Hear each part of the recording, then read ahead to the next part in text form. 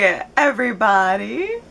It's Allie, and welcome to our Y&R Chat for Sunday, July 26th, 1973. I mean 2020.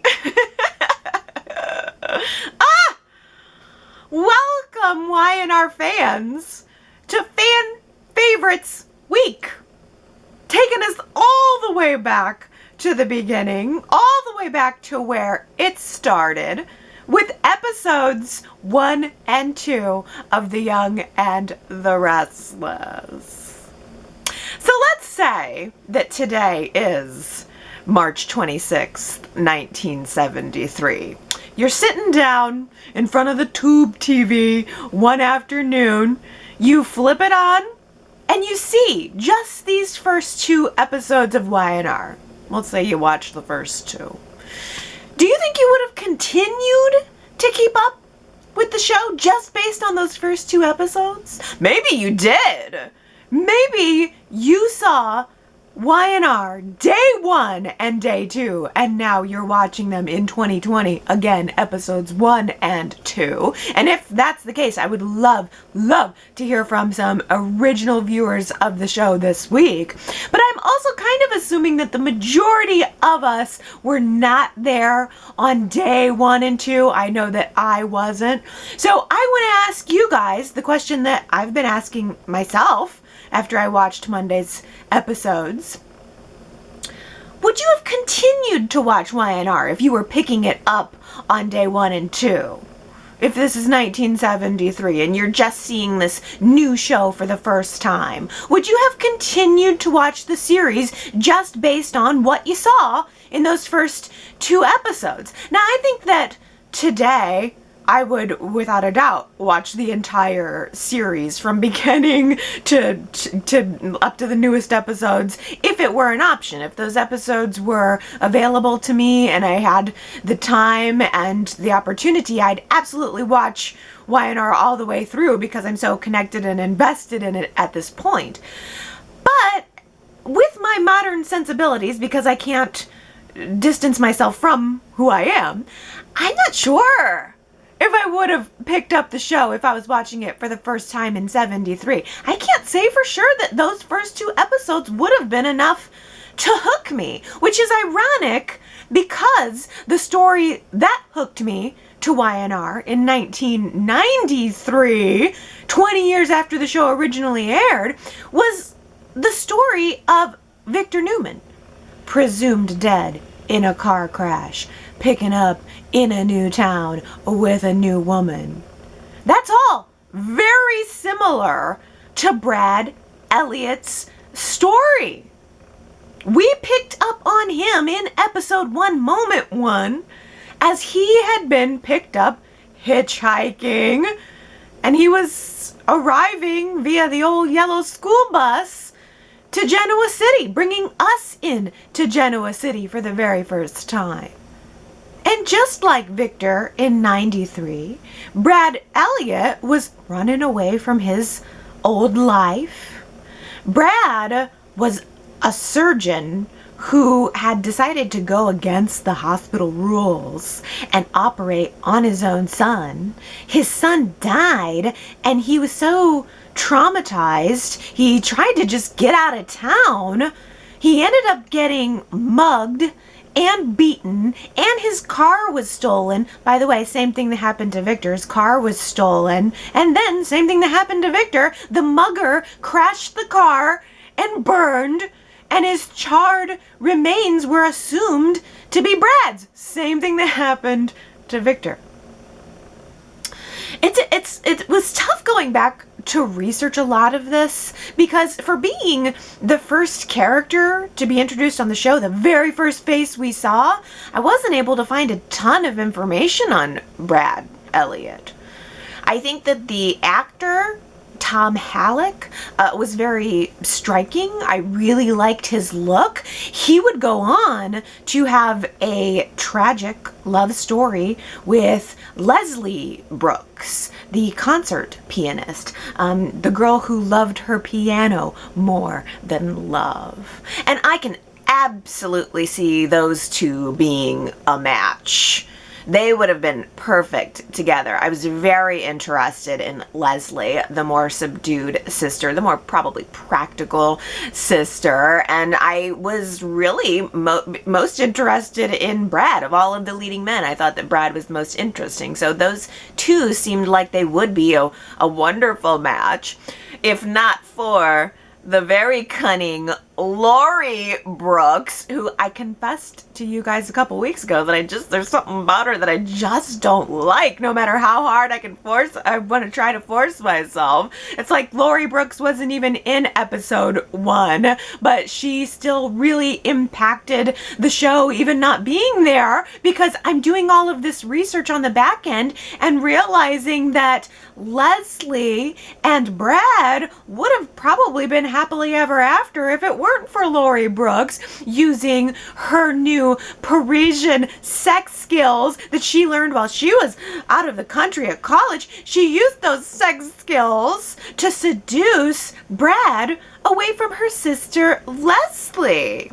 Oh, I knew there was something about Lori. I just knew it.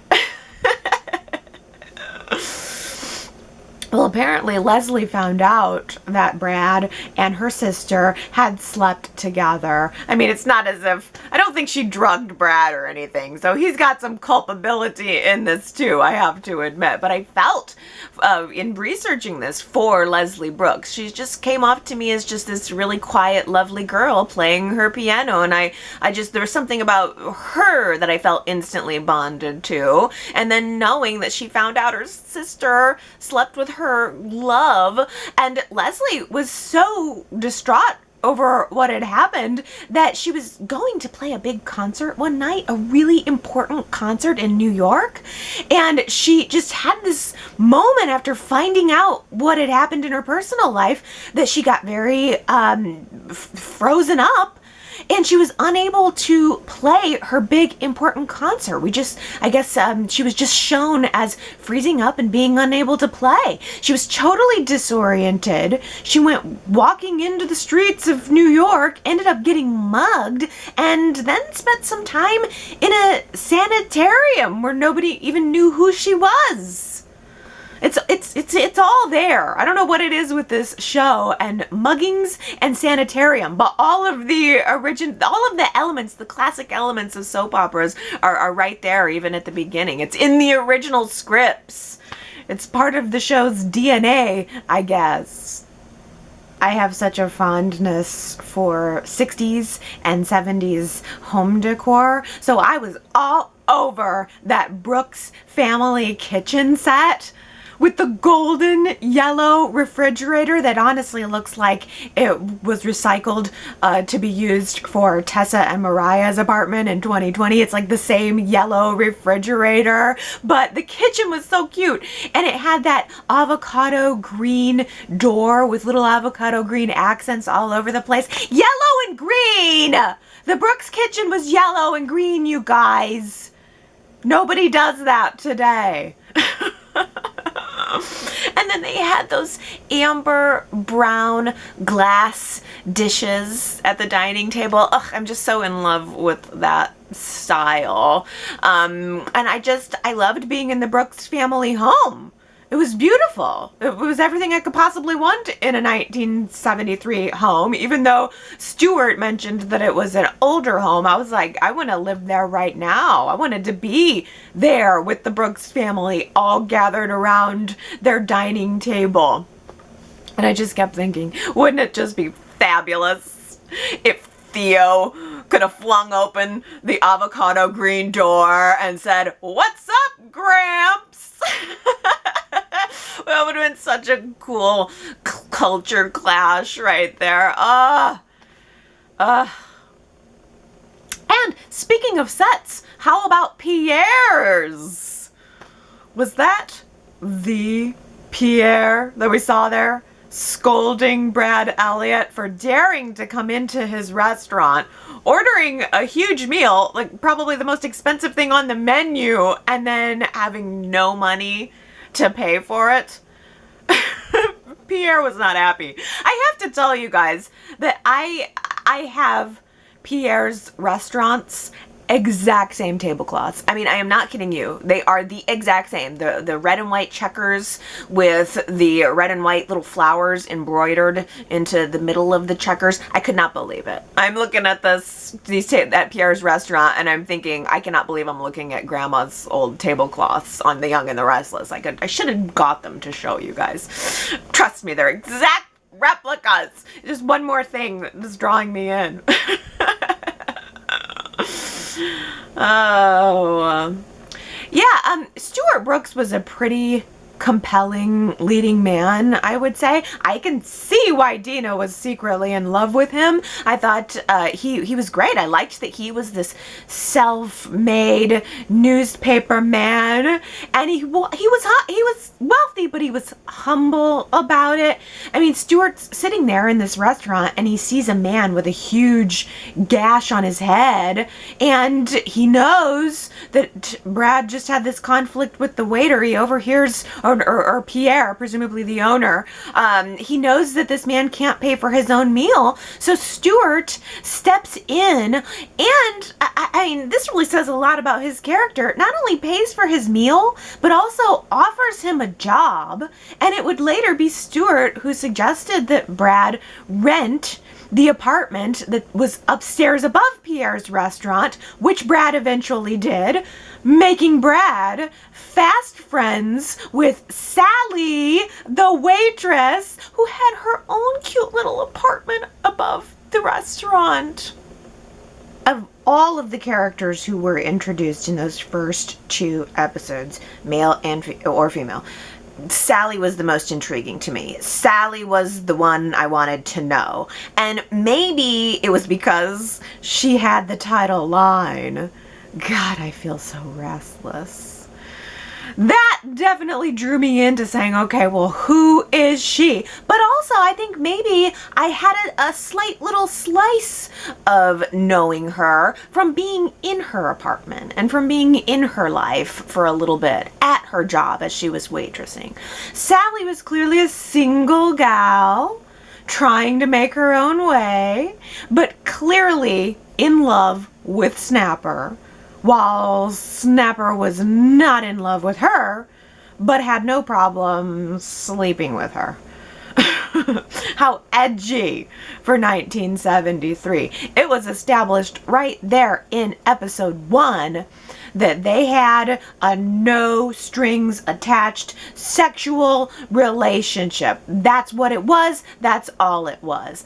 But that sexual relationship would end up leading eventually to Sally's pregnancy after she went off her birth control pills to trap the Snap. Oldest trick in the book. But getting down to it, and I hesitate to say it, but and I hope I don't make anybody too mad here by saying it, but the reason that I think I was most thinking to myself, I don't know if I would continue to watch this show if it was 1973. The part that was the most dullest to me for episodes 1 and 2 was Snapper. Snapper was the name on everybody's lips. Snapper was the character who received the most screen time out of everyone, and he just didn't have anything that drew me into him or his life or his story. He just seemed totally indifferent to Sally's needs, totally indifferent to Chris's needs, and I was kind of with Stuart, hoping that Snapper would just back off of Chris. Let the girl who loves love find someone who could give it to her in the way that she needed and wanted. I just didn't like him. I just didn't like Snapper. Again, so much of this is just me viewing it through my modern lens, which I can't, it's hard to do anything but. But the other thing about Snapper is that he seemed so stuck on the class and wealth issue, which he clearly got from his mother. Being poor is hell. Those were Liz Foster's exact words to her son. Being poor is hell. And I'm sure that those are words that Snapper heard his entire life. This wasn't her first time saying it. So he's heard all his life, being poor is hell.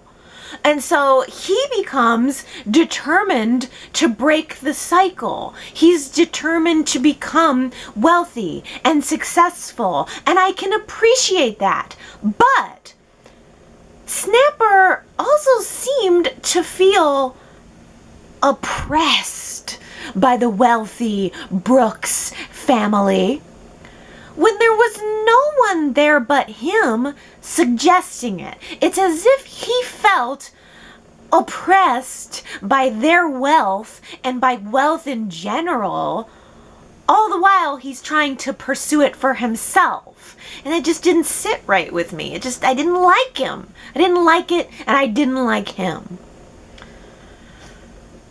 His sister Jill was also trying to pursue wealth, but in her own way.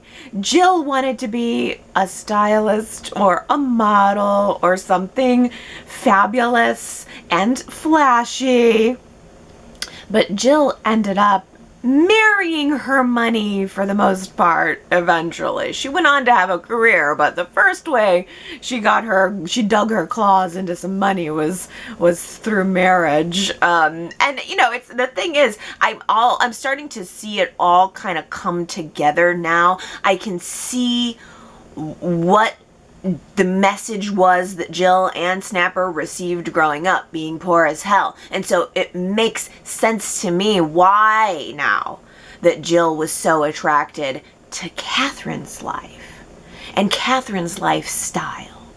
And eventually Katherine's husband that was attractive to her. And I also had to laugh at Jill's very first introduction onto the show. It was Jill just complaining about her menstrual cramps. It's like the very first thing she was saying was, "Ugh, my cramps." I mean, day one, introduction one, and Jill is whining and complaining. It makes total sense to me. It all makes sense to me now. It all fits.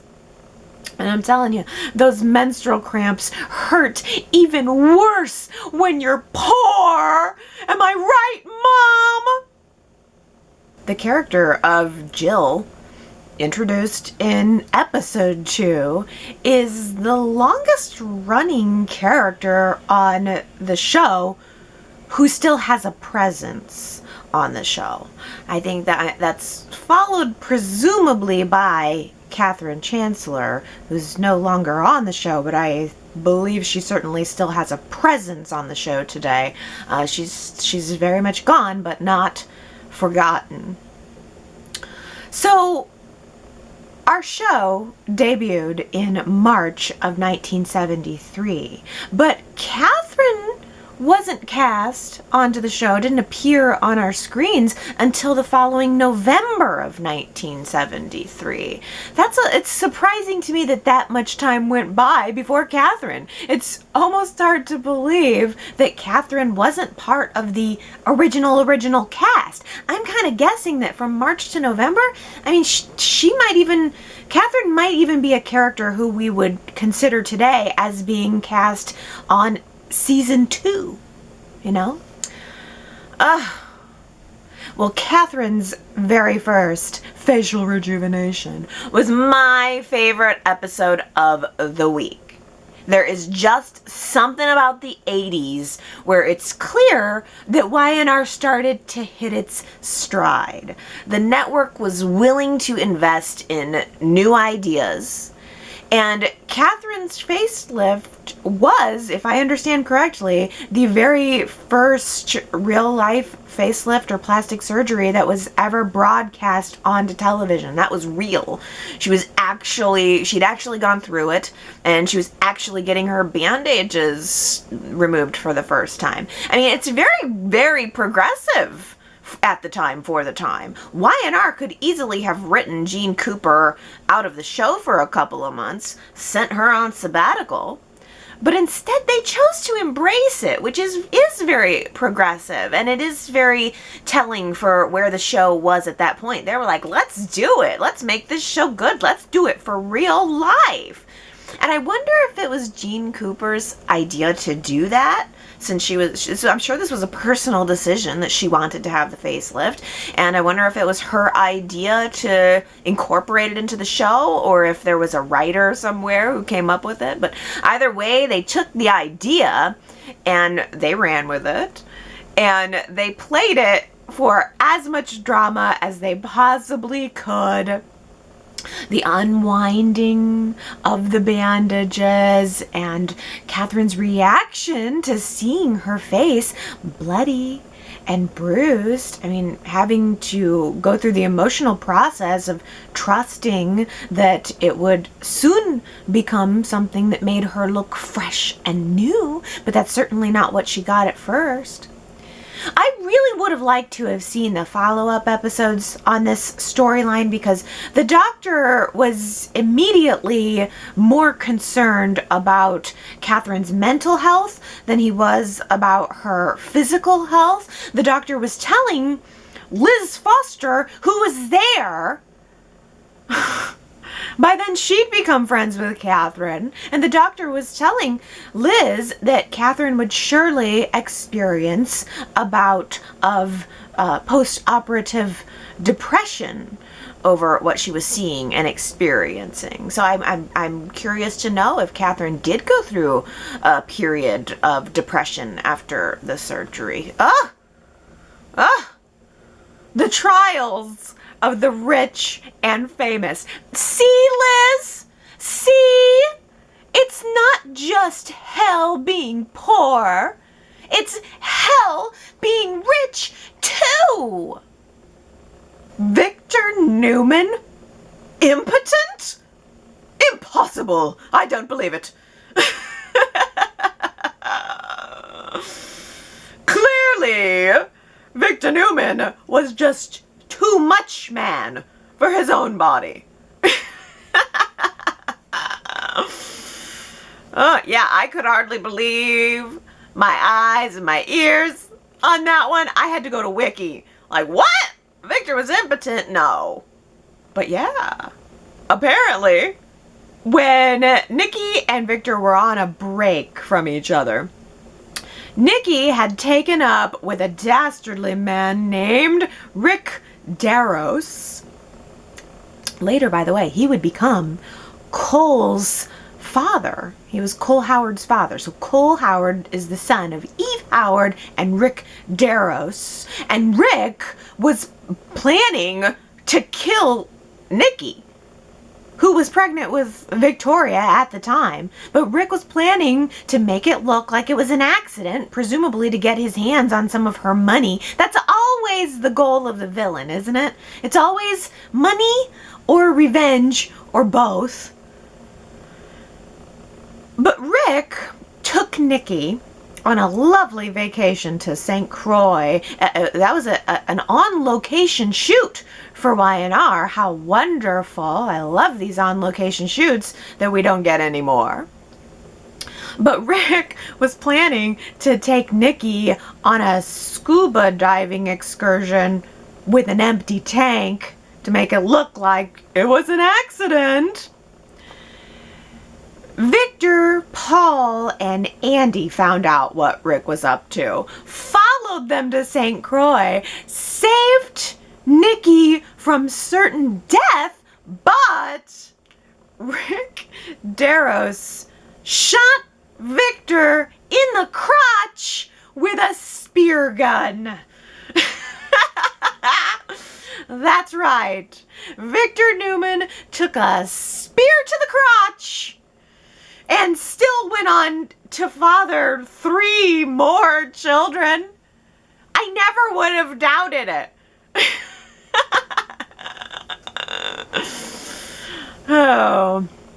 But, like Katherine, Victor's crotch experienced some post-operative depression, you know.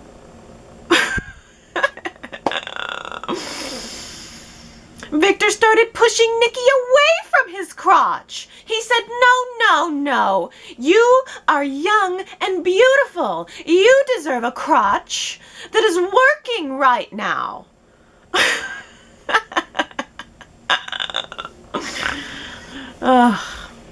But Nikki persisted. She said, Victor, you don't need a crotch to be a good father to our daughter, Victoria. And whether you have a crotch or not, I love you. And they embraced. Fade scene.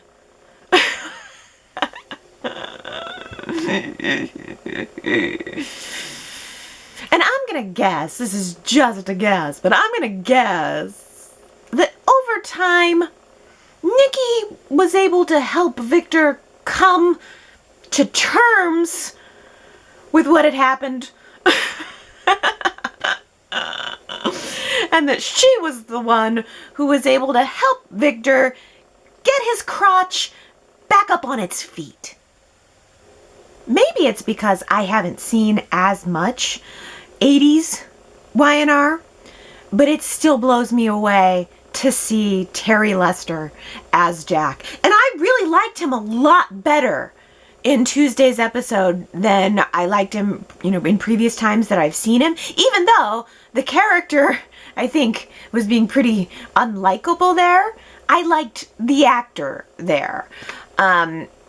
He was signing young Cricket into a personal modeling contract that was ending up trapping her into a situation where she would no longer be able to continue her very successful career at Jabot.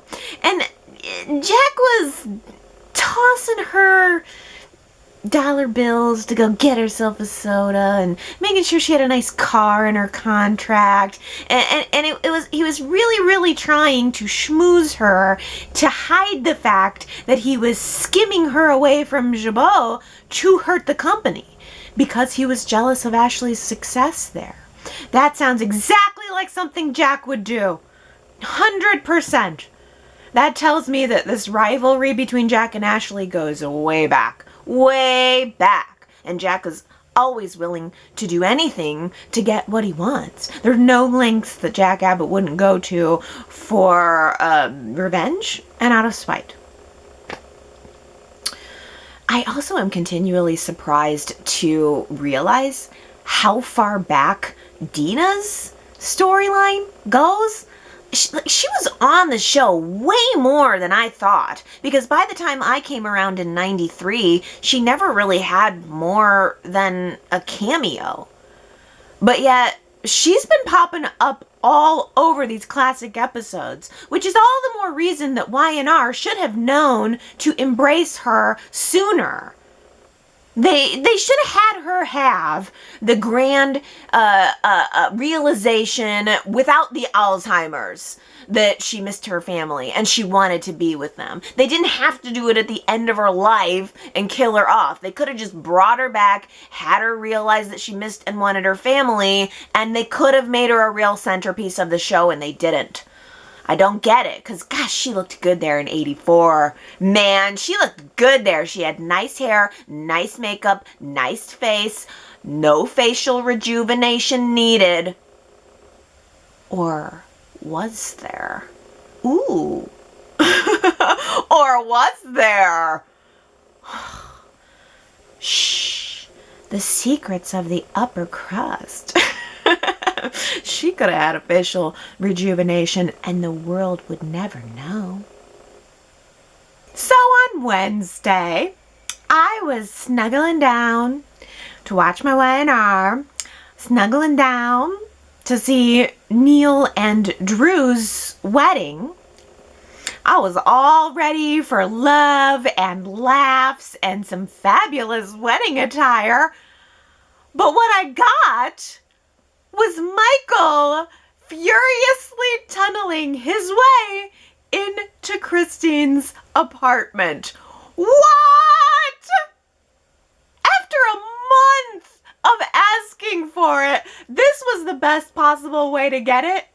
by complete and total surprise. I had no idea that that was coming. I love a surprise. And I got it. Because early in the episode, Christine was talking on the phone to her roommate, and she was saying that she could hear some construction noises going on in the building. And I thought, ooh, this must be right around the time that Michael was tunneling into Christine's apartment. Cut to Michael tunneling into Christine's apartment. I was shocked. And I was 100% right that as soon as I saw Michael in this light, that I was gonna wish that I hadn't seen him in this light, because ew, what he was doing was so disgusting. Goo! Forcing kisses on Christine many times in flashback, then telling her that if she didn't accept his advances, that she was going to be fired from the firm. Yuck! Ugh. Ugh. And then after he lost his law license over it, his solution, his revenge plan, was to use a hammer and a chisel to burrow his way into her apartment, probably so that he could rape and murder her. Oh no. Oh no. I feel almost ashamed to say that today Michael is one of my favorite characters on the show, but he's come so far. He's come such a long way, and that to me is what makes him more remarkable, because he had this dark beginning and he was able to really transform his life. And Kevin is very similar. Last week I asked you guys who was your favorite brother, Kevin or Michael, and 88% of you picked Michael. It was Michael by a landslide, even though they have actually pretty similar stories. There's just something about Michael Baldwin that people seem to respond to, and he's had a really long tour on the show. He's been on a while, and for Y&R to want to bring him back after this whole tunneling thing, I mean, that says something about how much Christian LeBlanc must have been liked and what a talented actor he is. It's just so bizarre to think about. Because today, Michael is the man who is always stiffly walking around in his perfectly coordinated suit with his gorgeous, successful wife, and he's always bailing other people out of their jams and helping other people with their problems. But back in 93, which by the way was only a couple of months before I started watching this show, so all this went down just prior to me picking up Y&R for the first time. It's crazy to think that. But in 93, oh man, Michael was a maniac. He was a maniac, like laughing and seething and growling, and he was so sweaty. He was so sweaty. He looked like a village person with his shirt unbuttoned and his sweaty chest. I mean, if it were different circumstances, Christian LeBlanc is a good-looking guy, and I would have been like, sweaty chest. But no, under these circumstances, it was just way too much of Michael's nipples for me. I'm telling you, now that I've seen it, I need to work on finding a way to forget it. There is absolutely no way that this was picked as a fan favorite episode because of Neil and Drusilla's reception. Don't get me wrong. I love Neil and Drew. I would have loved to have seen their wedding, but that whole episode was about Michael Baldwin tunneling into Christine's apartment. You know it, I know it, and they know it. Yeah, all of the previews just showed Neil and Drew, and it was all about, oh, this is Neil and Drew's first. I could swear to you that they first said it was their wedding, and then it was their reception, And then it was the Michael Baldwin, Tylee and Christine's apartment episode. That is so weird. But you know they didn't pick it because of that reception. Because if they were going to do a Neil and Drew romantic fan favorite episode, they would have picked the wedding, not the wedding reception. I don't get it. I don't know why they just felt the need to hide it or something, because that's what I'm getting. It's almost as if Y&R was ashamed of this episode. Maybe they are, or who knows, maybe Christian LeBlanc hates this episode, so they didn't want to tout it. I don't know. The only thing I do know is that fan favorite for this episode this week meant Michael tunneling into Christine's apartment, and it has been delivered. We can now move on. Maybe that's what they were saying. They were like, let's just shut these people up, show them this episode, and move on. But it was a really stark contrast to Neil and Drew's happy occasion. I didn't realize that Neil and Drew were married at Katherine's house. The Chancellor estate seems like an odd fit. It seems like it would have made more sense for them to get married at the Abbott house if they were going to pick a family house, a lavish family house. Because first of all, Neil worked for Jabot, I believe. Based on that little interaction he had with John, sounds like John was his boss, which leads me to believe that Neil was working at Jabot. And also, more importantly, Mamie ran the Abbott household. Mamie could have thrown a wonderful wedding there, and it would have been a little more closer to family, but I don't know. Oh well. Katherine and Rex clearly wanted to throw a wedding. They were adorable hosts, and the more I look back at Rex, the more I understand why Gene Cooper was so upset when they killed him off, because Rex was pretty hilarious. He had a lot of good one-liners. He had a good presence about him. He just seemed like a good guy to be around, and he was so in love with Katherine. That's the only thing that from my personal, because they killed Rex right after I started watching, and the only thing I really remember about Rex from my personal experience was how good he was to Katherine and how much he loved her, and they certainly did have a lot of chemistry together. Did you see the look on Katherine's face when Jill hugged her at the wedding? Oh, if not, I screen capped it for you, and you can go to yrchat.com to see it, because it was a golden comedy moment right there. Jill was positively glowing. In the same way that Lauren was glowing last week. Yes, John had had his secret vasectomy, but not before Jill managed to get herself pregnant with Billy.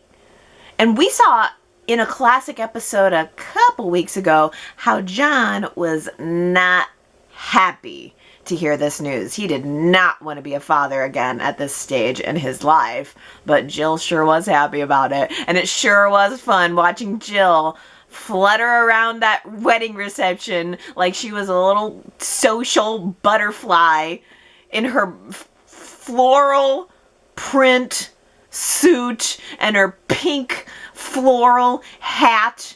I really think that Jill and Drusilla would have made very good friends because they both loved wearing outrageous hats. I kind of like that about them both, to be honest. I like that they wear bold hats. Somewhere along the way, Y&R said, no more hats. And I don't understand. Well, I think the most notable but saddest part of the wedding reception was poor Esther standing in line to try to catch the bridal bouquet, and she had her hands clasped together as if she were praying for an angel to fly down and float those flowers right into her hands. Please, please let me catch the bouquet. But Lynn stepped in and stole the prize. Was Lynn dating Paul at the time? I think they might actually have been dating at the time. Because after Lynn caught the bouquet, everyone was nudging Paul like he needed to turn around and propose to her right then and there just because of the bouquet. But the look on Paul's face said it all. The look on Paul's face said, "Is it getting hot in here?" Paul might as well have grabbed his collar and then looked around nervously and then ran and jumped out of the nearest window. Restless Style was a print magazine and webzine founded by Phyllis, Nick, Jack, and Sharon in 2008. Phyllis and Nick were married at the time. Jack and Sharon were married at the time. And the two couples worked together, sometimes against each other, to post fashion news, but also to expose some of the scandals around Genoa City. It kind of became, eventually, GC Buzz before GC Buzz. And I might add, it had a very similar set to the GC Buzz set, giving us that downtown warehouse vibe with the exposed brick walls. Yeah. And after Restless Style folded, that set got recycled for Chelsea 2.0. So it was always meant to be a hip and modern spot for fashion. I'm not exactly sure why Jack was so unsettled by the fact that Nick wanted to put an edgy artist on the cover. Katy Perry doesn't seem all that edgy to me. Maybe she was at the time. She seemed perfectly lovely to me, and her style reminded me a lot of Tessa's, or just her overall look reminded me of Tessa's look, which is an interesting dot to connect, because the big controversy around Katy Perry at that time in 2008 was just that she had this new hit song titled "I Kissed a Girl," and you could hear it playing in the background of the photo shoot. I wonder how Y&R and Katy Perry had a connection. How did that connection come about? Was she a fan of the show? I tried Googling that to find it out and it didn't say anything. So I'm almost wondering if maybe her recording label was Sony or owned by Sony. And so the reason she was on Y&R was because it was considered a cross-promotional event. I'm not sure. But either way, Y&R must have been very excited to have such a huge star. But they also understood that not everybody would love her. So they kind of played into that with Jack's objection over Katy being on the cover. But yeah, I don't know. I thought she did a nice job. She didn't seem all that edgy or all that controversial to me, just based on watching the show. I mean, I've heard of her. And I've heard her that song, obviously, on Y&R, but I just don't know that much about her body of work. But she has a large body of work. She's one of the best-selling artists at this point, best-selling female artists. So I'm sure it was a really big deal for Y&R to have her on at the time. And little did we know that Y&R would be doing their very own I Kissed a Girl storyline with Tessa and Mariah. It would just end up being another 9 years before they worked up the nerve to do it. It's almost as if Y&R spent an entire decade wanting to do some type of same-sex storyline, but being too afraid to. It's like they were always sort of dipping their toe into, let's be sexually controversial, but they never really wanted to go for it until they did. But my eyes lit up in the Katy Perry episode because I was seeing Chris Angen appearing as the original adult Adam. And when Chris Angen quit the show in 2009, a year later, it was rumored to be because Y&R was getting ready to initiate a same-sex storyline between Adam and Rafe, which totally happened. and then was never mentioned again. It was just in 2008, 2009, you could tell Y&R kind of wanted to go there, but they were afraid, maybe didn't want to commit to it, so they kept pulling back. But oh my goodness, I went back to watch Adam and Rafe on YouTube this week because I just couldn't help it. I had to go back to that moment, and let me tell you, I laughed my butt off, and I'll tell you why. First of all, I'll establish this. Rafe was Adam's gay attorney, and Rafe was on to the fact that Adam was faking blindness. So Adam led Rafe on with a kiss to try to throw him off the case. And the reason why I laughed was because if you go back and watch the clip, oh my gosh, Nikki comes walking around the corner one day at the ranch. That's where Adam was living. Nikki's like looking for some of Victor's clothes or something. And she decides to just let herself into Adam's room.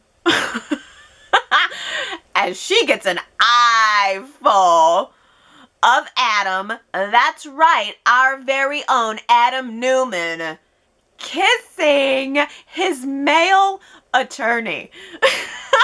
The look on Nikki's face was just awesome. She was just like pure shock face and slowly backs out of the room and quietly closes the door. And then, of course, she runs off immediately and tells Victor the whole thing. Oh, Lord. And Victor didn't believe it at first, but then he started to believe it. And surprisingly, Victor embraced it. Can you even believe it? Victor told Adam, initiated a conversation with Adam where he told him that he loved him and it doesn't matter. He gave Adam total and complete acceptance, which is exactly the opposite of what you would expect from Victor. Ugh, what a moment. I wonder if they'll ever show that in the classics. Probably not. But, okay, well, reportedly, Chris Angan, the original adult Adam, did not want to participate in this scene. He saw the light coming down the tunnel, that there was going to be a kissing scene between Adam and Rafe, and reportedly, that's why he quit the show, quit the role. Y&R then hired Michael Mooney, who immediately took over that role. And Michael Mooney wasn't afraid to take the character of Adam anywhere that Y&R wanted him to go. Now, Chris Angan denies that he left the show over the gay storyline, by the way. And I am inclined to believe that there were some other factors at play there, because according to Chris's statement, he was also struggling with the whole work environment for daytime TV. Every single actor who has done daytime always comes out of it saying, it's really fast-paced, it's really hard, the actors don't have any input on the decision-making. I mean, they're working within this huge conglomerate at this point when you're working for CBS in 2008, and you just have no control over some of the things you're gonna end up doing. And Y&R, even aside from the storyline with Rafe, Y&R was clearly writing Adam's character into a dark place. Adam was injecting Botox into his eyeballs to fake blindness. And then Adam would later gaslight Ashley, causing her to miscarry her child. And then he would then steal Sharon's baby and swap them so that Sharon thought her baby, Faith, had died and Ashley now had this baby that wasn't hers. I mean, I think that it was clear the character of Adam was going into a wild direction, and I think that Chris Angan has a right to say, this isn't for me. I mean, just because you got the job doesn't mean you should have the job or that you want the job. But in a way, I do find that disappointing because I would have liked to have continued to see his portrayal. He's the original Adam. He was on the show for over a year, and you can really see that he was creating the mold for what Adam would become, or that the writers were doing so, and he was portraying it, of course. But the biggest reason why I want us to never forget the Chris Angan Adam, which everyone does, but I want us to remember that Adam because that was Adam before Victor polluted him. That Adam, you may have noticed, was saying please and thank you and sir. That Adam was no angel, but he was no devil either. When Adam first came into Victor's life, Victor treated him like the sun shined out of his rear end. Adam was the golden child with the Harvard education. And so Victor kind of blindly handed Adam the keys to the Newman Enterprises kingdom. He gave him all kinds of input and all kinds of say at Newman that was beyond just hiring him for the job. It was because Victor saw him as being the new heir apparent, even though Victoria and Nicholas had been working beside Victor and at Newman Enterprises for decades, especially Victoria. This was the beginning of Victor pitting his own children against each other to suit his own ego. We saw it in this very episode. Victor was giving Adam complete control over the Beauty of Nature project, even though that was Victoria's baby. And you want to know why Victor was doing that to Victoria? Why he wanted to take something away from Victoria? It was because Victoria had refused to accept Victor's relationship with Sabrina, the young, beautiful woman who Victor was smooching in that episode, who also happened to be, by the way, Victoria's best friend, Sabrina. Victoria's dad married her best friend who was her age. Victoria wasn't approving of the relationship, really didn't want to get on board and go to the wedding and be happy about it, and so Victor was punishing her by using Adam to take away her favorite project. Adam, Victoria, and Nick never even had a chance to be siblings. They never really even had a chance to be family because Victor made it that way by design. And it wasn't until Adam started to figure out the kind of man that his father was, the kind of father that his father was, that Adam started to become the bad seed. He wasn't always that way. He wasn't that way in the episode that we saw on Wednesday. Everything was great for Adam when he was the recipient of Victor's spotlight. But as soon as Adam made a mistake, or as soon as Adam decided not to kiss the ring, Victor pushed him into the shadows, just like he did to Victoria, just like he did to Nick, just like he was doing to Nikki in that very episode, flaunting his new bride, his new beautiful, exotic bride, Sabrina, into Nikki's face. And honestly, looking at my very first Y&R story, the story that drew me into this show, looking at it from a different perspective, that's probably exactly what Victor was doing with Hope. He was probably bringing Hope back into Genoa City so they could flaunt his new bride into the old family's faces. Look at my new family now. I like them better. They're not the betrayers. In that 2008 episode, Hope had just died. Adam was lost in a new world. And now his anchor was gone. Hope's dying wish for Adam was for him to learn who his biological father really was.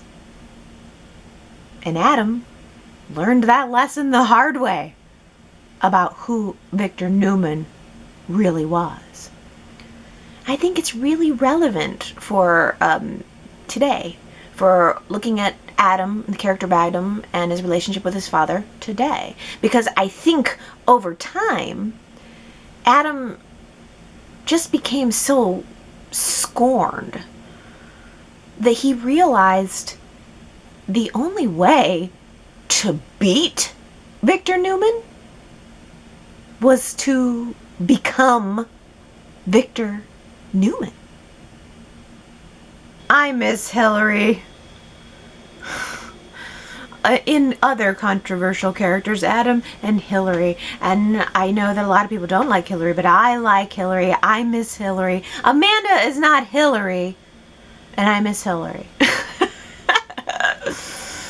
Hilary looked so beautiful and so amazing on her wedding day, even though, of course, Michelle Morgan was pregnant and half of her wedding dress was covered up by the biggest bridal bouquet known to man.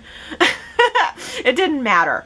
She still looked beautiful. She still looked like a freaking angel, even though she was no angel. Okay, I'll grant you that. But Hilary had style. Amanda wears black clothes and has flat hair, and she has no discernible personality yet. When are we going to get to the twin twist where Amanda starts becoming a little more like Hilary, but without the baggage? When's Amanda going to be a little more fun? Because even though I think that Devon and Elena are adorable, and I know that Y&R will never break them up, especially not now that Brighton and Brittany are a real-life couple. I'm sure Y&R loves that for promotional stuff, that they're a real-life couple. I'm sure the powers that be love that. And I'm sure that they're going to want to hang on to that. But I can only view things from my perspective, and I just feel like Devon and Elena don't hold a candle to Hilary and Devon's burning love. Those two had chemistry and magic, and it was all right there on their wedding day. And I think that their wedding day was so special and so meaningful because they conquered so many mountains to get there, including the fact that it was Neil who showed up at the end of their ceremony, at the end of that episode we saw on Friday. So he was all full of saying that he was giving Devon and Hilary his blessing, even though he had married Hilary and they had cheated together while he was blind. Neil wanted to make sure that everybody saw him say how much he was forgiving of them both and how much he had given them his blessing, when in reality, Neil was planning to follow them on their honeymoon, which he did. While Hilary was off hiking alone on the honeymoon, Neil confronted her with the photos of Devon with a prostitute, which Colin was blackmailing Devon with, and which is what Devon wanted to tell Hilary before the wedding. Neil shows Hilary these photos of Devon with a prostitute, which was a setup, I believe, by Colin. And then Hilary ran off. She ran off. Neil snatched her, brought her back to Genoa City, and held her hostage in a boathouse for months, for grueling months,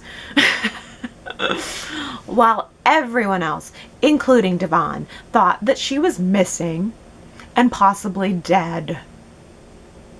And still their love endured. I love the pick of Hilary and Devon for Fan Favorites Week. But here we are. Fan Favorites Week has come to a close. And I still don't have a poll question for you guys. Well, that's because my poll question for you guys is, which fan favorite episode was your favorite episode? There are 5 to choose from. If you'd like to go to yrchat.com to tell me which was your favorite. Was it episodes 1 and 2 of The Young and the Restless on Monday? Was it Katherine's first televised facelift on Tuesday? Was it Neil and Drew's wedding reception, but also Michael Baldwin tunneling his way into Christine's apartment. But we better not advertise that on Wednesday. Was it Katy Perry posing for Restless Style on Thursday? Or was it Hilary and Devon's wedding on Friday? Which was your favorite for the fan favorites theme week? Let me know. Well, next week's theme is Newman Family Week. What do you think about that? Newman Family Week. Also known as Every Week on The Young and the Restless for the past 20 years. That's so weird. I mean, I guess we've done Abbott Week, Winter's Week, we've done all these other family weeks, Baldwin Fisher Week. We haven't gotten around to the Newmans, but the reason for that is everything's all about the Newmans all the time, every time. So we didn't really need a theme week. But we're going to get one. We are going to get one. I think on Monday we're going to get to see Victor giving Nick a boxing lesson in 1994. That's a good year for me. That's my sweet spot of Y&R, 1994. So I know that I'm going to enjoy that one. I know I'm going to enjoy seeing young Nick. And I think that it's so weird. I'm sorry, but I have to tangent because I'm imagining the Victor and Nick boxing episode that's to come. And I feel like basically Victor has given a boxing lesson to every single person in the family at this point. Can you think of anyone who hasn't had a boxing lesson from Victor? Has Faith had her boxing lesson? I mean, she's getting to be about that age. I'm sure there's something she can learn from a boxing lesson. Maybe that happened, though. Maybe that happened when Faith was living with Nikki and Victor. What we saw last week. In between the milk and the cookies and the brushing of the ponies, Faith possibly got a boxing lesson. Abby hasn't had her boxing lesson, has she? On Tuesday, we're going to be seeing Abby's paternity reveal from 2004. I'm not exactly sure what to expect from that episode. I'm not sure what else is going to have been going on in 2004, so that'll be a surprise. Wednesday, though, prepare the tissues. I mean, get ready for it. It is going to be Cassie's death. The Cassie's death episode. I don't know if I'm ready for this. Honestly, I don't know if I'm ready, but I'm gonna get ready. I remember exactly where I was the day that episode aired. I remember exactly where I was sitting, the exact couch I was sitting on the day that Cassie died. That was a tough one. I'm going to probably try not to spend too much time overthinking it, or it's just going to make me sad. But Thursday's going to be a lighter episode because we're going to see Victoria and JT's wedding. I really like that. I think we'll enjoy that. It'll be fun. By the way, I would also really like to see Billy and Victoria's Jamaican wedding one of these days. That'd be a fun one to throw out there, too. And then Friday. Friday, we're going to get to see Victor meeting his father for the first time, I think, in all those years. And I know that that's an episode that is very close to Eric Braden's heart. He spoke very highly of George Kennedy in his book. And George Kennedy, who played Albert Miller, Victor's father, was pretty great. He had a long and impressive film career, and I remember him pretty fondly and loved him very much in Police Squad, which was a very short-lived, maybe only like 6 episodes of a police procedural comedy, which was later then developed into the Naked Gun trilogy of movies. So it's cool to see George Kennedy. We're gonna get that. I mean, overall, these are some interesting picks that we're gonna be getting next week. I don't know that they would have necessarily all been my picks, but they're the picks nonetheless, and I will be watching.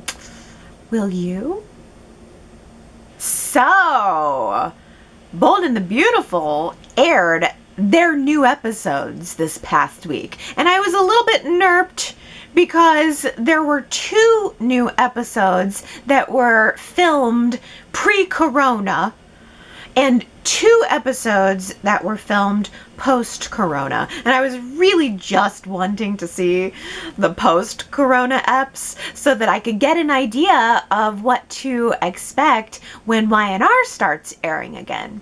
But I did see, and I gotta tell you, I think it's all gonna be okay. I'm here to reassure anybody who didn't see the Bold and the Beautiful eps. I think it's gonna be okay.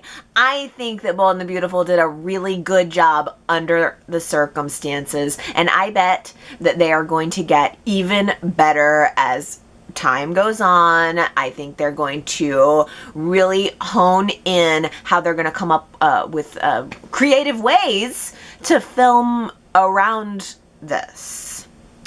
The most obvious thing that I noticed about the post-corona episodes is that they're using a lot of close-ups, and I do mean close up. I mean, we are up in people's faces in the same way that soaps used to be up in people's faces.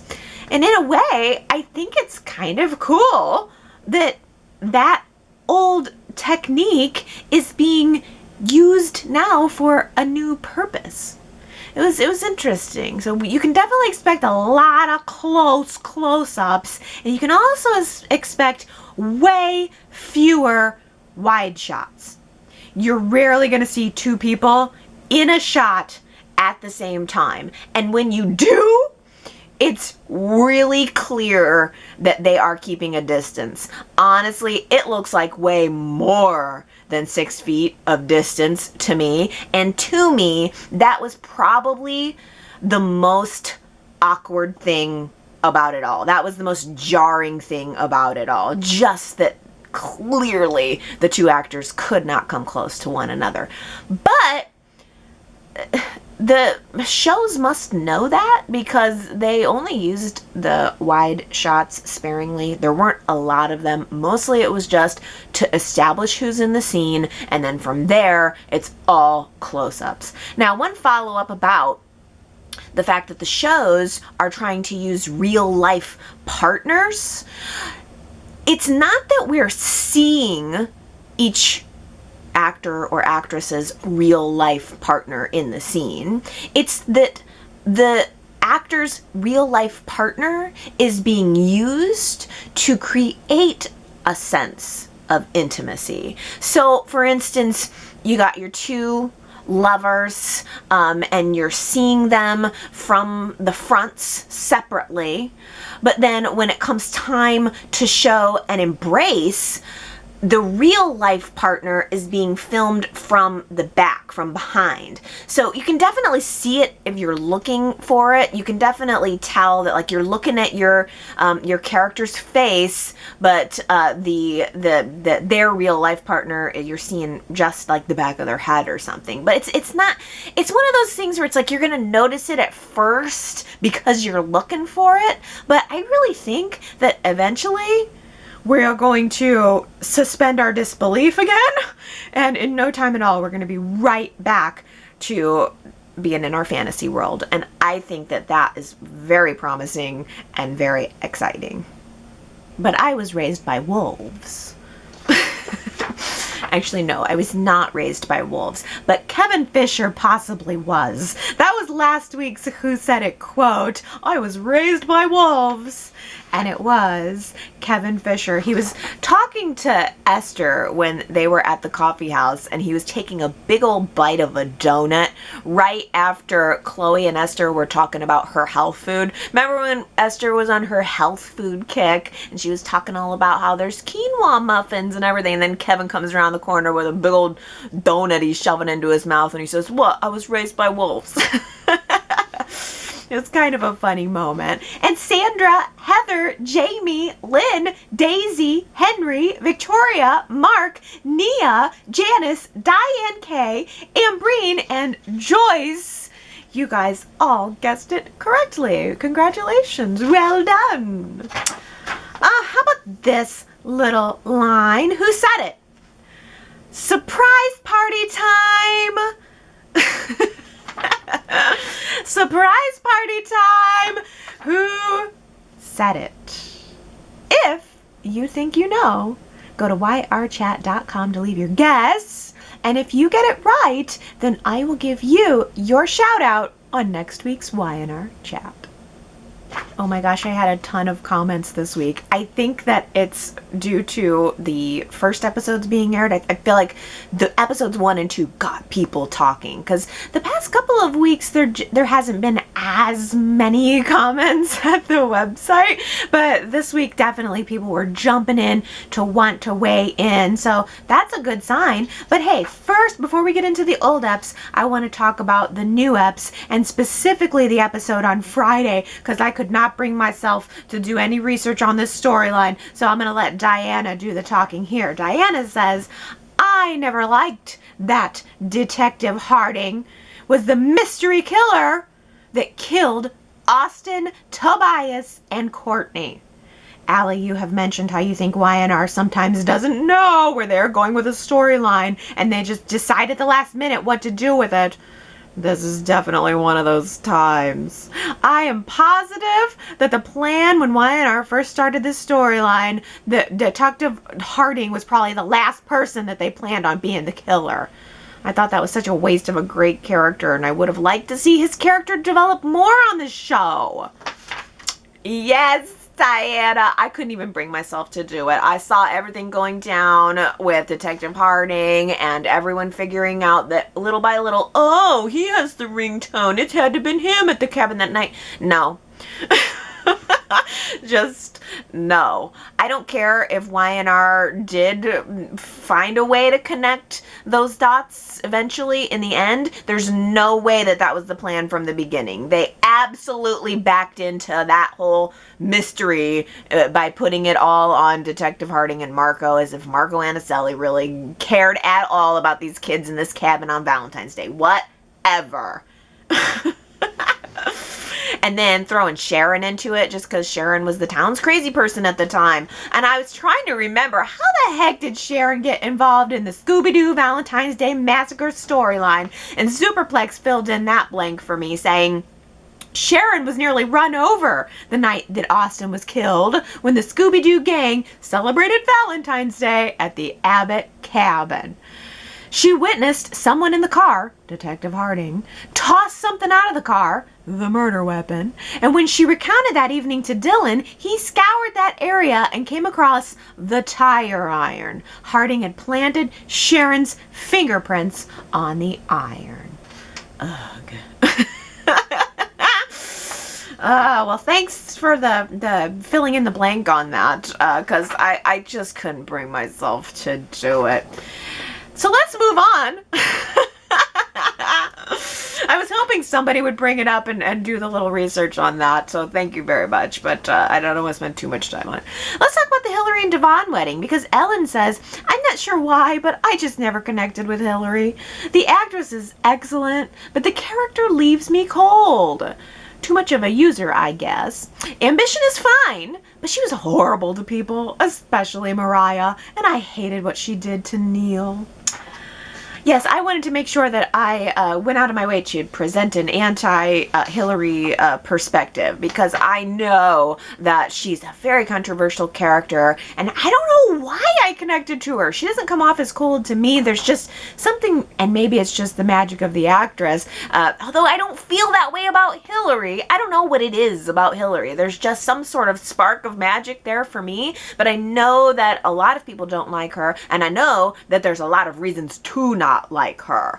She was very conniving. She was very manipulative. She was very mean. I guess I just feel like, I don't know. I mean, I guess I've been able to move past that when it comes to Victor or Jack or Adam or any other number of characters who have done bad things to people.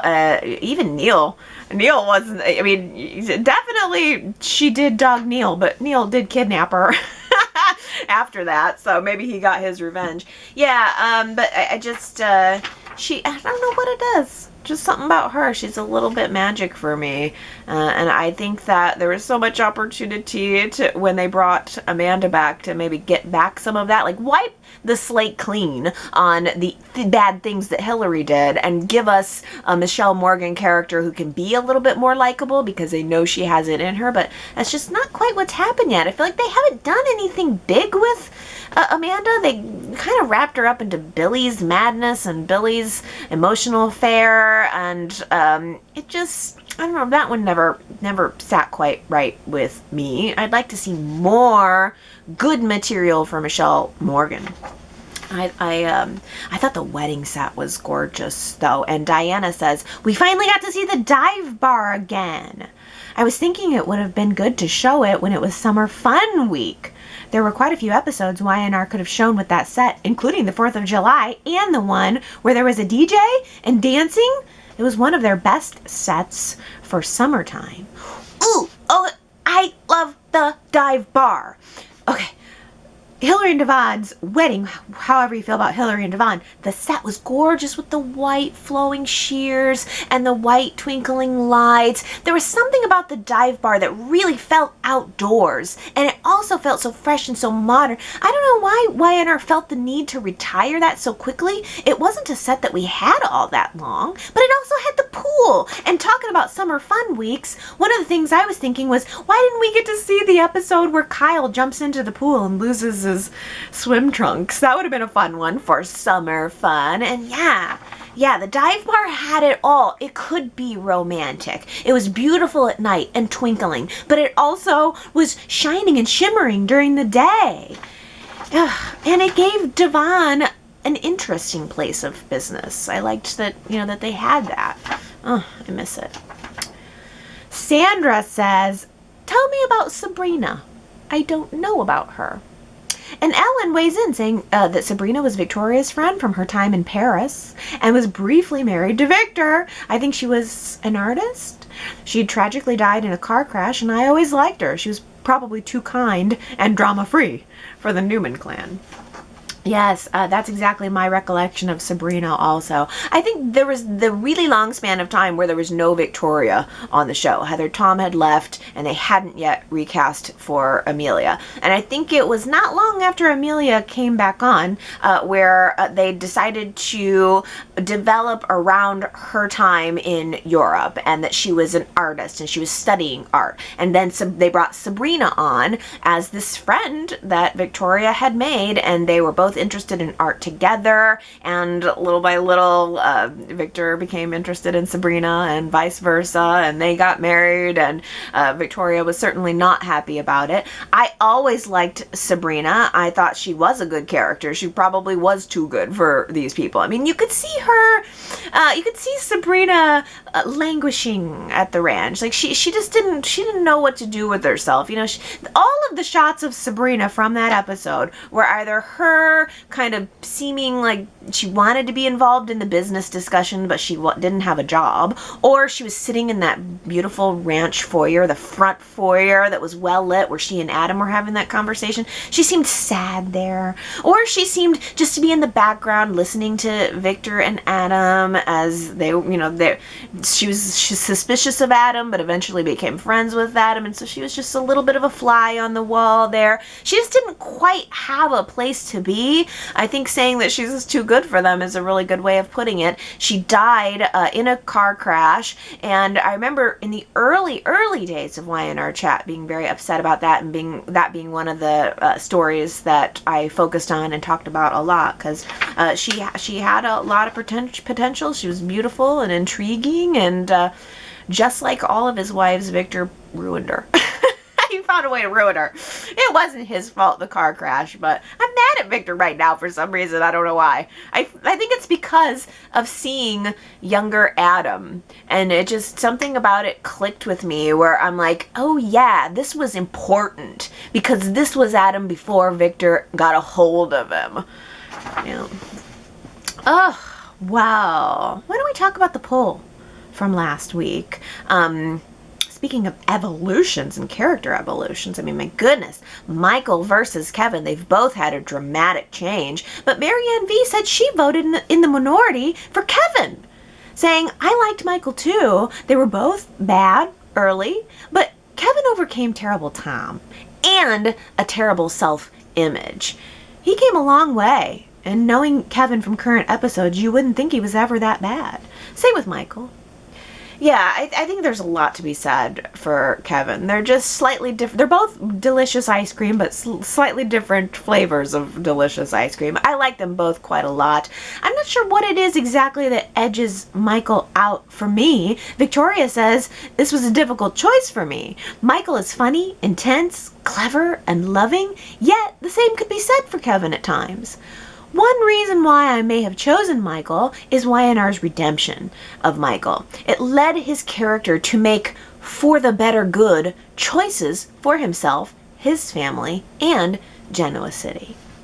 Maybe that is it. Kevin had his brief time where he was working at the police station, and he was definitely trying to have a for the better good approach to life. But I think Michael did that and did it for longer and is probably, of the two, the more dramatic change for the longest amount of time. But they're both good. It's a hard pick.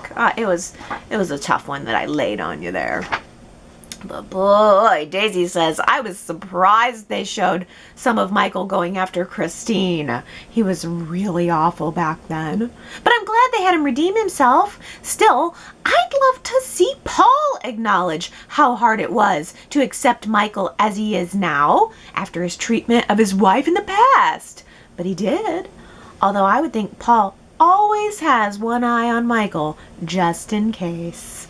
Yes. You know, it's interesting because we've seen Michael and Christine evolve, and it's seeing the tunneling and how ferocious Michael was, it makes me appreciate even more what it took for Christine to forgive him. But this is a very interesting point, that Paul had his own process of needing to forgive Michael for what was done to Christine. And that's another reason why I found the Isabella episode, the bathtub episode, to be very compelling, because it was Michael who saved Paul's life from Isabella. That was a moment where Michael was redeeming himself with Paul and Christine. And yeah, I mean, there was a lot of years where Michael had to do some making up and for that. And even today, I think people do still remember it in town. I think even though people in Genoa City seem to like Michael, he still has that shady past.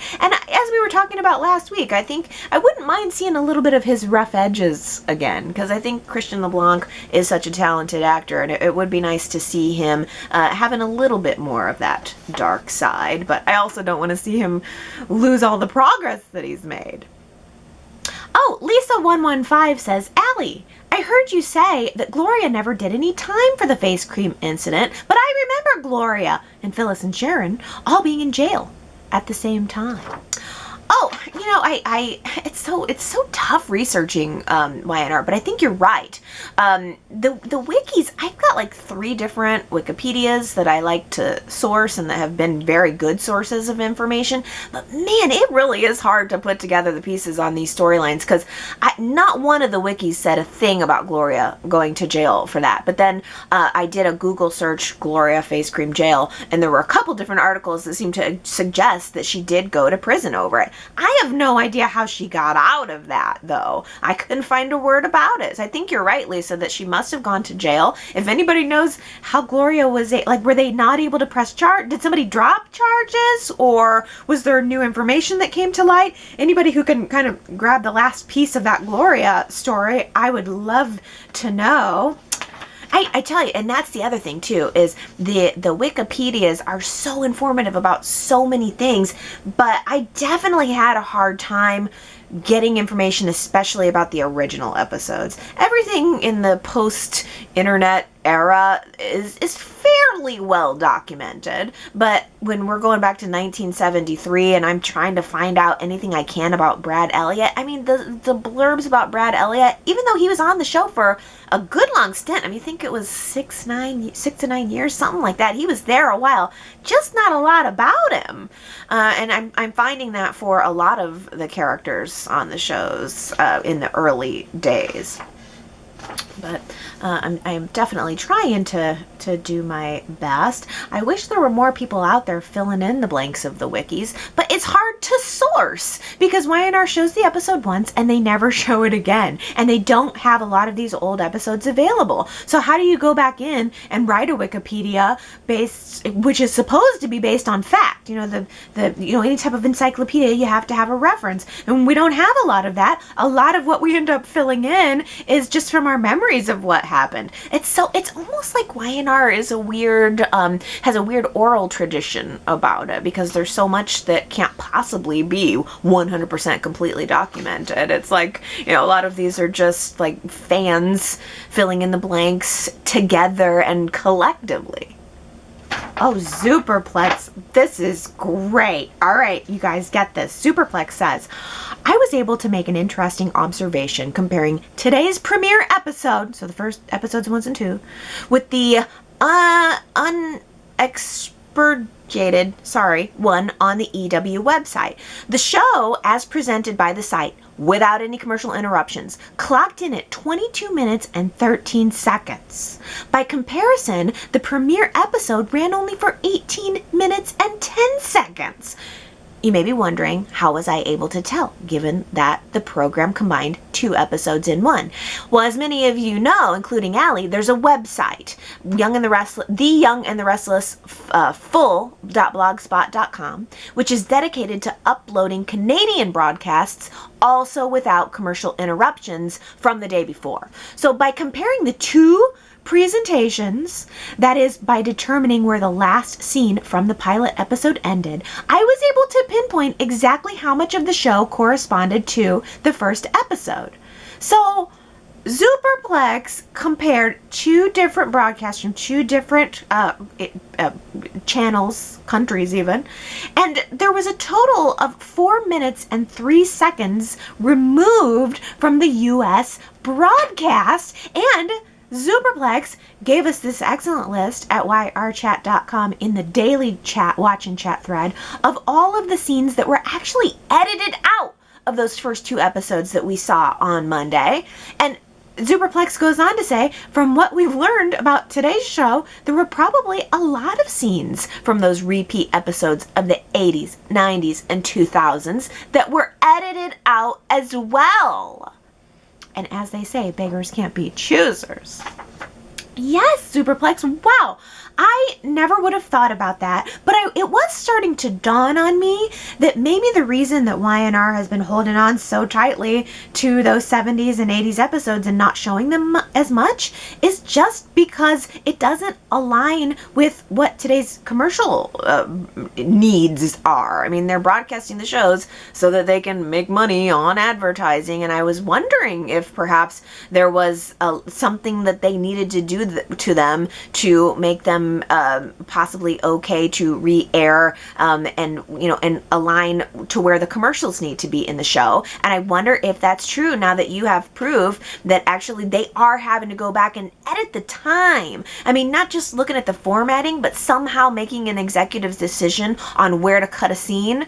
Yeah, wow. That makes complete sense now. Thank you for doing that research. Wow. I mean, 4 minutes and 3 seconds cut off of a 22-minute show is quite a bit. I mean, there's a lot that didn't get played. So go to yrchat.com and look at those scenes that Superplex literally compared to let you know what pieces of the puzzle you actually didn't see. Well, Sherrod says, I was so thrilled that I got to see the first 2 episodes. I always thought that the Brooks and Foster families were more relatable than the Newmans and the Abbotts. Yeah, I know. There was something very slow and very cozy about the two families. It felt very intimate. And again, it was probably also because it's very much more character driven as opposed to big plot action driven. I mean, the Newmans and the Abbots got a lot of things that happened to them.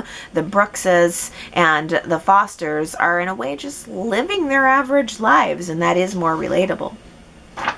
Leslie says, I would like to see a Brooks family week with at least a couple with Stuart front and center. They could have the Theo actor do the opening to remind everybody that this is his grandfather and Dina's former lover. That would give newer viewers a sense of Theo as a legacy character. I know you are a lurking chatter, Josh Griffith, so nudge nudge.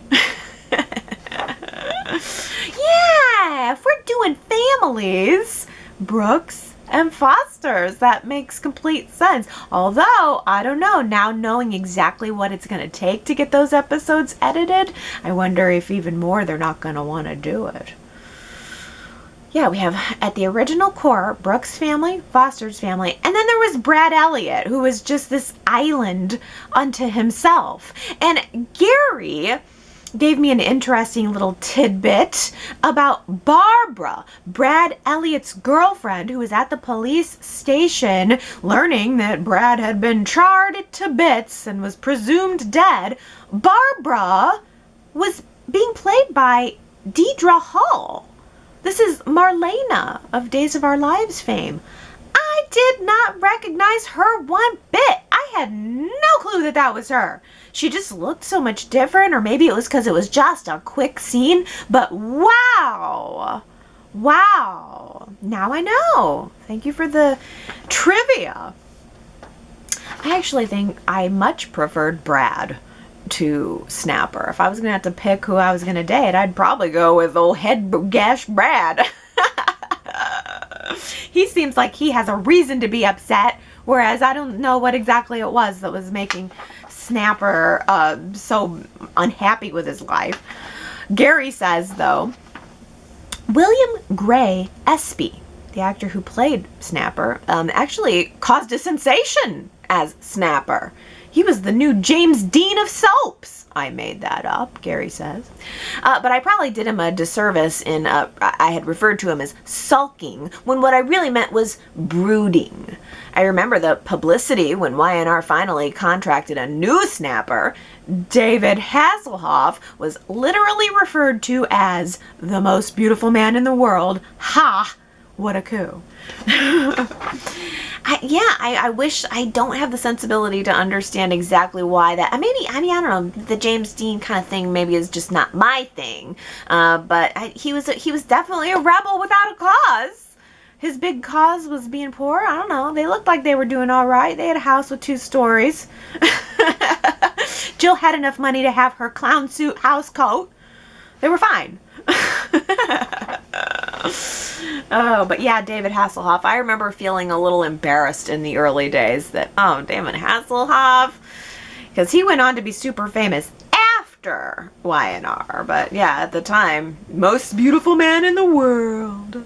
Superplex says, Snapper should have married Sally. He had to have blinders on to not notice that she was in love with him. Chris, on the other hand, needed a reality check.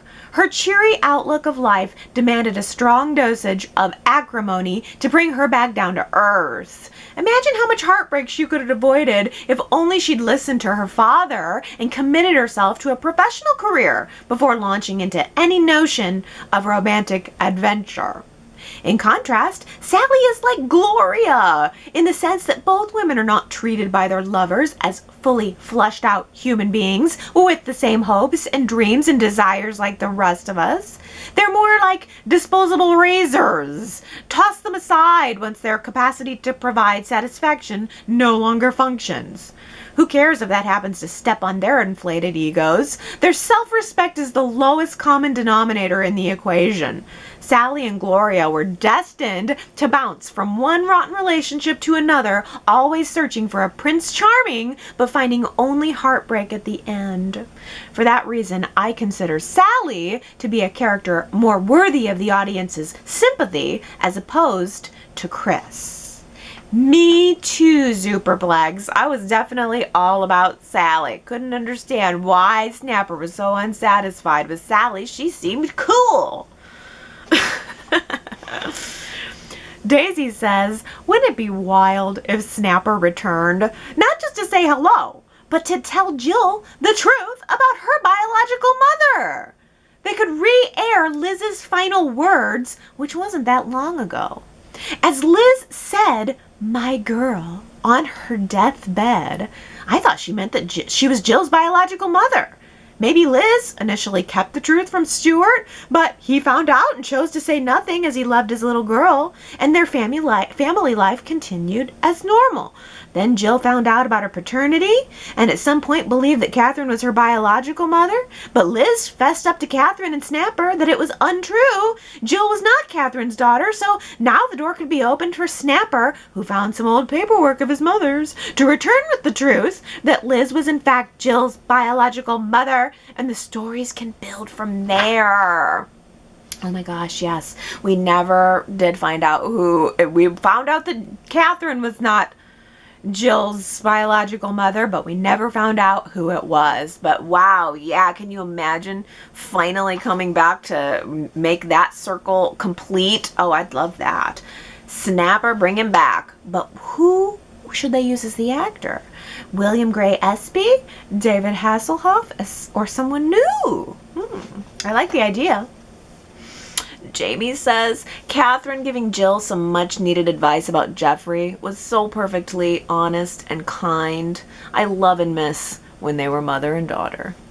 You know, me and you both, Jamie. You know I do too. Katherine bringing Jill in for that real honest moment. Like, sorry girl, he's never going to look at you the way he looks at Gloria. Yeah, it was sad to see Gloria in that scene too, because you could tell she was really trying to get her life together, and as Superplex said, Gloria is just somebody who keeps getting knocked down. I mean, Gloria and Jeffrey seemed like they were two little peas in a pod. But he is a leathery old gas bag these days, so we can't trust him either, I guess. And, oh, Katherine's yellow suit. Oh, she looks so good. I screen capped her all over the place in that scene. She just looked really good in yellow. Ooh, oh, okay. This is some good juice. Gary says, something I noticed from the other day was Jack, Terry Lester, tweaking Teen Queen Cricket Blair's nose by saying, the whole country is falling in love with that sweet little face of yours. Uh-oh, Y&R, you're just asking for trouble with that line for the audience to react to. Save yourself, Bill Bell. Save your daughter and cut. This is a reference to Terry Lester's objections to Bill Bell allowing his child to take over the show for a certain period of time, to the point of where he supposedly quit his role over it. Ooh, I know it, Gary. I'm so glad that you zeroed in on this, because I thought the same thing. Knowing that Terry Lester was not real happy about the fact that he had to share screen time with Bill Bell's little teen queen daughter when he wanted to do something more mature, knowing that, and that it possibly, allegedly, caused him to leave the show or want to leave the show, and then seeing him in those scenes like tossing Cricket a dollar bill, saying, oh, the whole world is in love with your face. I was thinking the exact same thing. There was definitely something going on between the lines there.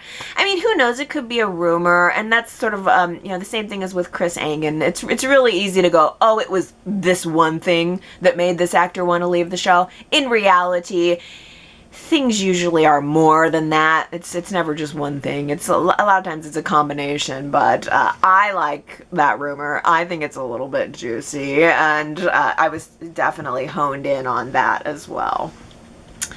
Oh, Alan says, I read an article that says 3 characters are set to return. when Y&R gets the new episodes up and going. Okay, number 1, Patty Williams. Number 2, Danny Romalotti. And a recast of Dylan McAvoy. Oh, wow! Can this be true? They must be listening to Y&R Chat and reading Allie's website. Dylan could return due to Sharon's breast cancer? Adam and Dylan could fight over Sharon, the light and the dark? And Danny could be competition for Nick where Phyllis is concerned? Not sure what to say about Patty except that she'll shake things up, and Paul will need to keep an eye on patty cakes for sure. I'm ready, Ellen says. I'm ready too. Oh my gosh, oh my gosh, oh my gosh. It's interesting. I almost knew that they were going to make some hires out of all of this. Those are not the 3 that I would expect. Patty Williams is awesome. Stacey Haddock, is she not on Days of Our Lives anymore? She's great. Oh, yeah, I want Stacey Haddock back for sure. Although I'd rather have Gina Tognoni. If I had to pick, I'd pick Gina. But Stacey is so good. Danny Romalotti is a weird one. I mean, hey, all right. I'm all for it. I love Danny. I would love to see him today. There's a million directions they could bring him in. That would bring back Paul and Chris onto the show, as would Patty. I mean, having Patty and Danny gives Paul and Chris both reasons to come back on the show. But whoa, Dylan, I mean, we were just talking about this last week. Dylan's a good character to cast. And another reason that they would be building story around Paul. This is all about Paul. Those 3 picks are about Paul. That's what it is. It's that Y&R was listening to the fan reaction of like, where's Doug Davidson? He would be the longest, he would be the he's one of the longer running characters for sure, that's on the show regularly, because he's on more than Jill. But that's what it is. They're going to start building the Williams family now. And we were asking questions about what Chris was up to. This is it. This is it. Patty, Danny, Dylan. If they can get them. If they can pull it off. Leslie says, bring back Billy Miller as Dylan. Yes! Whoa, whoa, blow my mind. Billy Miller would be an awesome Dylan. I have no problem at all suspending my disbelief to make him not Billy. Billy Miller could be Dylan, and I would have no problem accepting him on the show in a different role while Jason Thompson is still playing Billy. I'd have no problem with that at all. Maybe I'm in the minority there because I think some people don't seem to like that, but I would love to have Billy Miller back as Dylan. They could make Dylan the new match for Sharon after Ray is killed off. I don't know that for sure, but I'm just waiting for them to tell us that Ray is gonna be gone. But if I have to lose Ray, I would be all for bringing Billy Miller back. He has personality plus. Well, and finally here, Superplex saying Gina Tognoni's Phyllis was so much more mature than Michelle Stafford's. Oh, Superplex, again, I was wishing somebody would make a comment about seeing Gina Tognoni because she was there in that Friday episode, and even though I really appreciate Michelle Stafford's portrayal as Phyllis, Gina had her own thing going on, and it was totally separate, but it was so good. And just seeing how, as you say, mature she was in the role, it was just what a delight seeing her again. Honestly, while we're in casting negotiations, I think that Y&R should bring back Gina Tognoni as an entirely new character. Like, give her some blonde hair, make her an all-new character, and make her a rival for Phyllis. Like, I would love to see Michelle Stafford and Gina Tognoni at odds in both of their characters. Like, Gina Tognoni in a new character versus Michelle Stafford as Phyllis. That would make an epic clash between, like, two forces of nature.